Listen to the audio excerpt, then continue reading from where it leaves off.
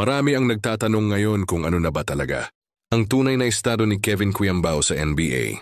Sa mga hindi nakakaalam ay sumasailalim ngayon sa training camp ang former Gilas Pilipinas player sa Sacramento, California sa pangunguna ni Coach Jimmy Alapag, habang pukpukan naman sa ensayo si Quiambao na inaasahang magdadala sa kanya sa pangarap na makapasok sa NBA.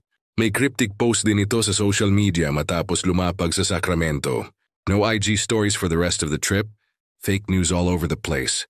Ayon kay KQ, umaasa si Quiambao na mabibigyan ito ng tensang maipamalas ang kanyang husay sa NBA Summer League na isa sa magsisilbing tulay ng mga NBA coaches para pumili ng mga nais nito.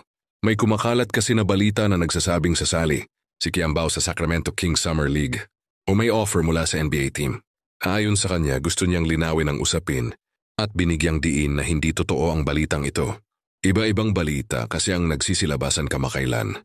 Kaya hindi maiiwasan na nakaabang ang lahat sa bawat galaw ni Quiambao na posibleng maging kauna-unahang pure-blooded Pinoy na maglalaro sa NBA.